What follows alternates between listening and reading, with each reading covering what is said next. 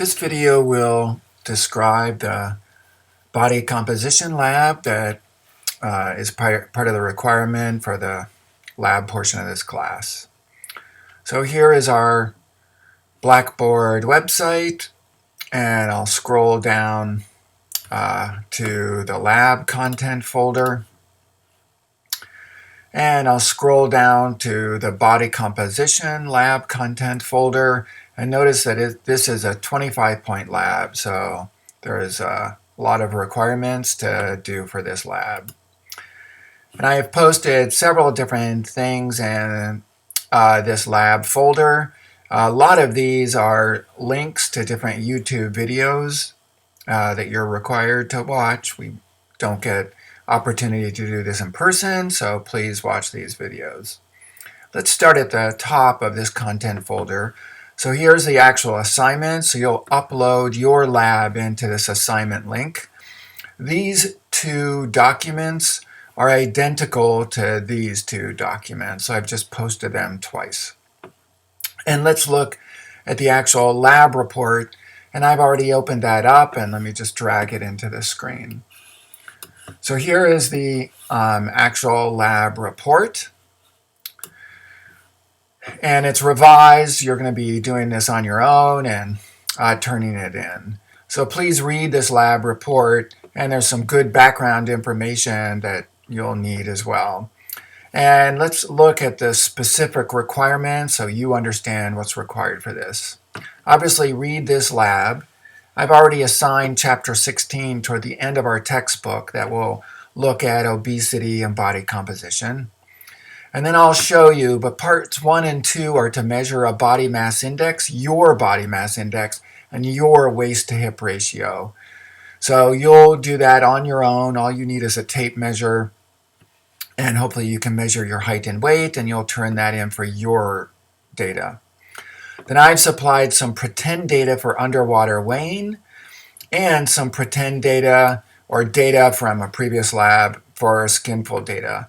So you'll use those to go through the calculations to come up with a percent body fat. What you're going to be doing in terms of writing out a specific lab report, you're going to use some data where we measured using bioelectrical impedance, and we measured the percent body fat of a couple different lab sections last year. And I'll show you those. I attached those as an Excel file. So you'll need to do some calculations on that data, and you'll use that data as part of your official lab report that you'll just type at the end of this document. So let's go through this document. So here's some good introduction and some different techniques on how to measure body composition or percent body fat. Some of the pretend data will be to look at skin fold measurements, and I'm going to ask you, and I've supplied data for a 3-site formula. So you're going to be using this for males, and you'll be using this for females. And as I mentioned, here's the waist to hip ratio and the body mass index. So these will be your numbers. So you'll enter your numbers into this Word document, and then look online or look in our book for some kind of ranking or some kind of category. There's some information and other files that I've attached at our content folder that will give you that as well. And same with body mass index. So if you have a body mass index with a certain number, is that good or bad? What's the percentile ranking? Here's some pretend data for hydrostatic or underwater weighing. Here's someone that weighed 200 pounds. And when we weighed this person underwater, his average underwater weight was 5 pounds. So you're going to go through these calculations to come up with a percent body fat. And there is an attached video in our content folder that sort of describes these equations and how to come up with a percent body fat. Here are the sites for the skin fold measurements. There's also some attached videos showing how to measure these skin fold sites. And here's some pretend data measuring skin folds. And you'll need to calculate out an average of 3 measurements taken, like for example at the abdominal site. And then you can choose if you want to do male or you want to do female. You'll go through the calculation to come up with a percent body fat with these pretend data for skin folds. And so what you're going to use for the lab write-up will be the attached data, and it's a data sheet in Excel. And you have several things to do with that attached data. And basically, it's to calculate out average percent body fats for women from a class last year, and average percent body fats for men for a class last year. And the technique we used was a handheld bioelectrical impedance measurement. And in some attached videos, I found videos that show you how to do those measurements. And I'll show you the data sheet in the next file, or in the next, I'll show you that data sheet soon. And so then at the end of this Word document, you're going to fill in these parts of a lab report. So you're going to type out a title, an introduction, a background, a hypothesis, purpose statement. And this lab report is going to be based on the data from the bioelectrical impedance measurements that we took from a couple lab sections last year. And these parts of a lab report are in another file that is in this content folder called the Turn-In Lab Write-Up Template. And here is that document, or that file. So just to be consistent, I think it already is in Times New Roman. You're going to type out a title and just attach it to that Word document, or just start a new page. So it's going to be body composition and your name and the date, and it's summer 2020 exercise physiology. And here's a little bit more detail on what you should put into an introduction and what you should type out in terms of a purpose or background information, and what should be in a hypothesis or purpose statement. And then you need to come up with materials and procedures. And again, we're using the bioelectrical impedance, the handheld bioelectrical impedance. That was the material that we needed, and those are the procedures.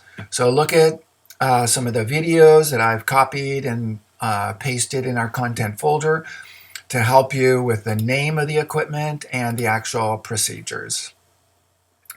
And you're going to I'll show you one data table. You can sort of decide what you want, but it's probably going to be the average men and women percent body fat, and maybe the average men and women fat mass and lean body mass. So you'll make one data table with those averages. And then I've asked you to make 2 bar graphs. And these bar graphs are going to be the averages of men and women for percent body fat, and another graph, the averages of men and women for fat-free mass or lean body mass. And you need to have a legend underneath these bar graphs, so type out what the bar graphs represent. And also you'll need to insert a y-axis error bar, and that error bar will reflect the standard deviation. And then a discussion section, and these headings are similar to papers that you've been reading, or I asked you to read and summarize. So here's a discussion section. So summarize the procedure and the data collected, what could be some error, and I've described in a separate lab video that there's a lot of potential error for using bioelectrical impedance. And then also part of this discussion section, and it's a little bit different, but it's going to be your reflection. So if you're going to be a future physical therapist, if you're going to be a future physical education instructor, how could you use this information? Do you want to use it? Do you not want to use it? We need to be aware about people and body image. So reflect on that. So that's a paragraph. Or 2 maybe.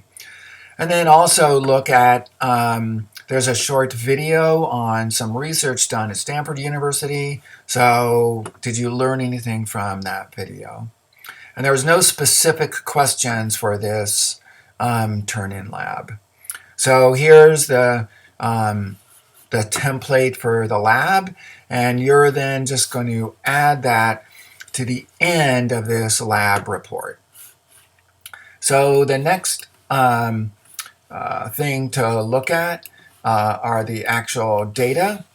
And so here's the data of bioelectrical impedance and the percent body fats from a couple different lab sections from last year. Here's the subject number, F for female, M for male. Here is their body weight in pounds. And you need to fill in 1, 2, 3 columns. So you need to do some calculations to come up with a body weight in kilograms, a fat-free mass, and a fat mass. And then you need, or have Excel calculate out here at the bottom, calculate out averages for female and averages for male, and then the standard deviation for female and the standard deviation for male. And maybe in a separate video, I will describe sort of briefly how to do these calculations. Some of you may know Excel very well, but I'll describe those very shortly.